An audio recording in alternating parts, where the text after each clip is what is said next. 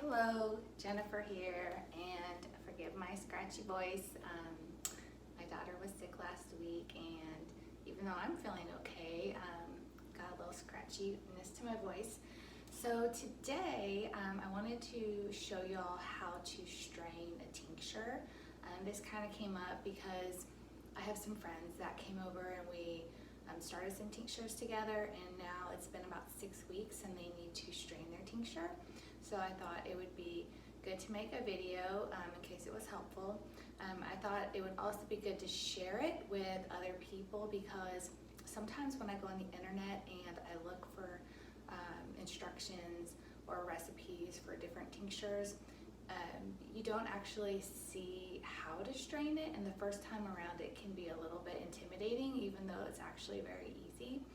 So showing this for you all as well. So if you're like me and you started making tinctures and then all of a sudden you went crazy and you've got a million tinctures, straining day can actually be both really exciting and a lot of work. And it's only a lot of work if you go overboard and you have 15 different things to strain, because you'll have to have a lot of different containers. You can't use the same container to strain everything, obviously, because it would be contaminated and you'd have to do a lot of sterilization and cleaning in between. So for purposes of this video, we're going to just talk about when you need to strain like 1 or 2 different things. So in this case, I have an elderberry tincture, but it's actually like a second press of elderberries. So when you see it come out, it was actually a tincture of elderberries after making elderberry syrup. And so the elderberries are already a little bit mashed up, whereas if this was elderberry tincture from dried berries, they'd be whole. So just kind of wanted to point that out. So I like to get everything set up before I strain my tinctures. So that includes sterilizing whatever container you're going to put your tincture in. I'm going to use these amber glass bottles for my tinctures, and if you were going to, there's a lot of different sizes. So this is a 1 ounce bottle, but depending on how much product you have, you'll have to decide which size bottles are good for you. If you're not sure like what to do with them or how you want to bottle them, it's always fine to just strain them into the largest bottle that you can fit it in without a lot of air, or into a glass jar until you can decide. I do that first. So sterilizing those would consist of, I wash the bottles when I get them from Amazon or whoever I order from. First I wash them,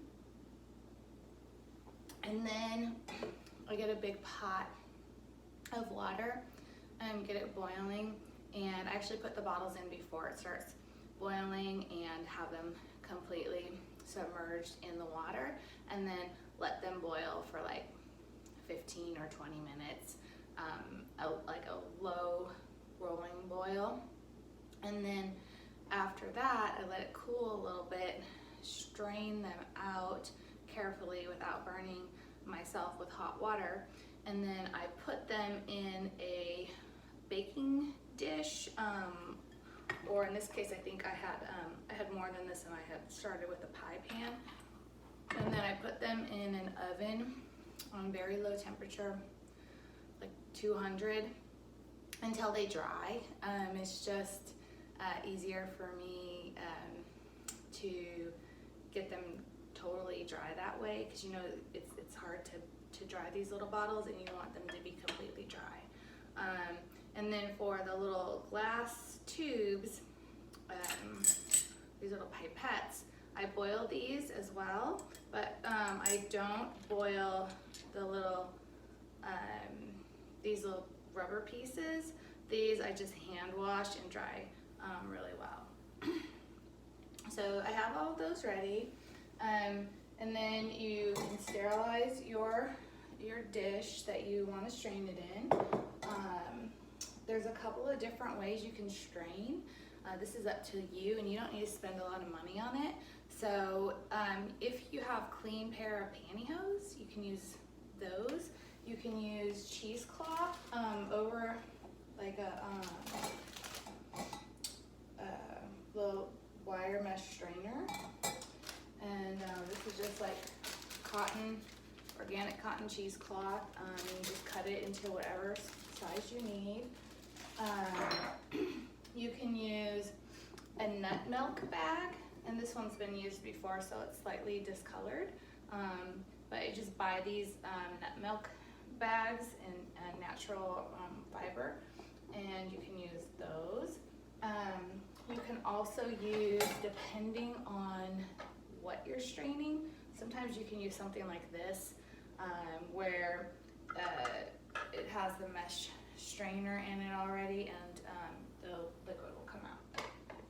So you don't want to do something like that you're going to need to squeeze a lot. So something like this, I would more likely use on bigger plant material. So this is goldenrod that I need to strain, and I could just dump this straight in there and strain that actually probably pretty easily. But it wouldn't be as easy to strain something like this in there because it's got a lot of tiny little pieces, and it's gonna get really like, it's not gonna be easy for the liquid to go through. So something like this would be easier for me to strain in a nut milk bag, so I can really squeeze out all of the liquid. So I get all that ready. I have my little funnels that I'm going to use for my different sizes of containers. So like this one doesn't fit on the little one, so then I've got like a smaller one for this one. And some extra measuring cups. Measuring cups are good because when you, after you strain it, you'll know how much liquid you have, and then you'll know which size bottles to use. So that's a good option. But if you don't have those, that's fine too. Like my nut milk bag doesn't fit easily over these, but it does fit nice and easy over this old vase that I have that I've just sanitized. So I like to use that. And then we already talked about this one. So if you're gonna strain it and give it to other people, then sometimes I'll use gloves if I'm gonna be touching it.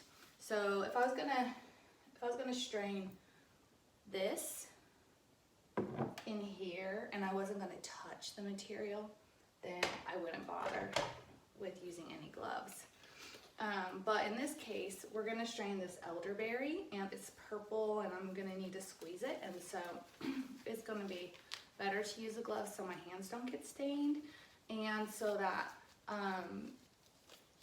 I feel really safe giving it to other people to take. So I'm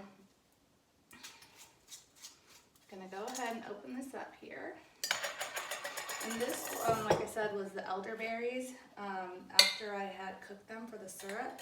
And then I went ahead and also added some self-heal and bone set to kind of just add a little bit of extra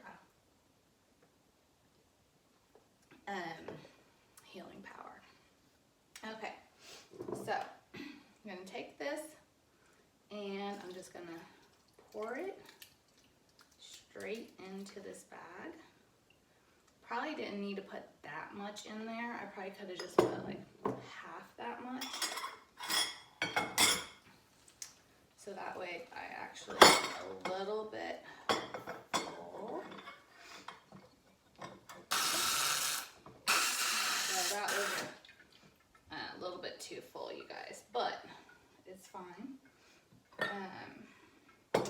So it's actually going to be easier in this case, I think, to strain this really full bag over this measuring cup. So I'm going to move this, and we already have this nice liquid that we can bottle.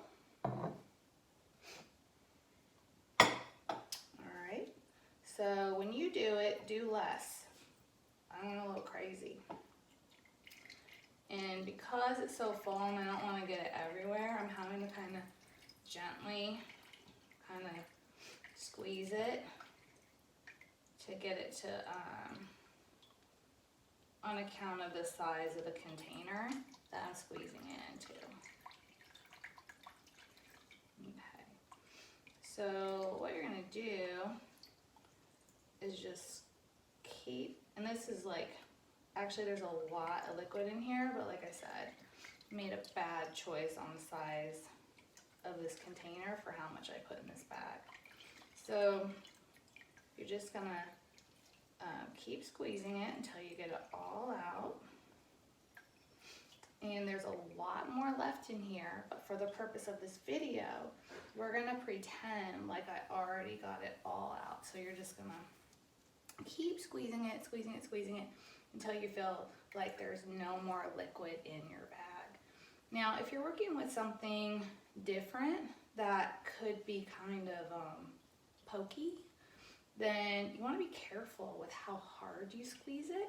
And if you notice any debris at all that goes through your straining material, you're going to want to strain your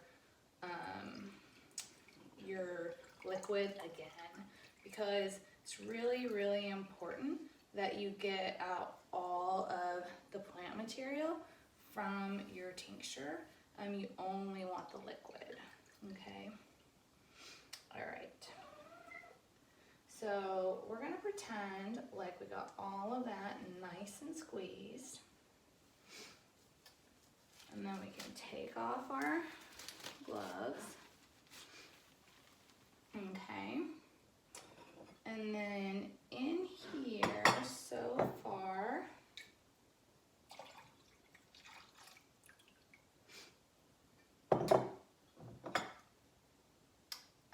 it looks like I have a little less than 12 ounces in here. So definitely gonna need this 8-ounce bottle. Okay. You just pour it in. And when it gets close to the top, sometimes it gets kind of tricky to determine if it's full or not.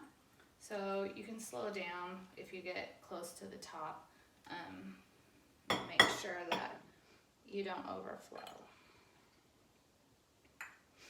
Okay, and then you cap it and you label it. So it's that easy. And then if you were going to use the smaller bottles, then you could use the pipettes. If you were going to use something like this, just kind of show you this so you can see the difference. Okay, let's see here. So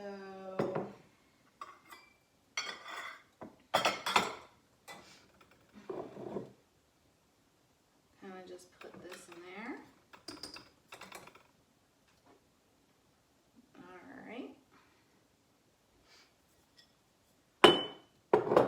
This I won't give away to anybody, so if this is just for the purposes of this video, then you could either, you have a couple options. So you could either pick it up and squeeze it, or if you wanted to, you could take the back of a spoon and you could press it out. So say you don't have any gloves and you also don't want to get your hands stained, then just use this option of pressing it through with a spoon.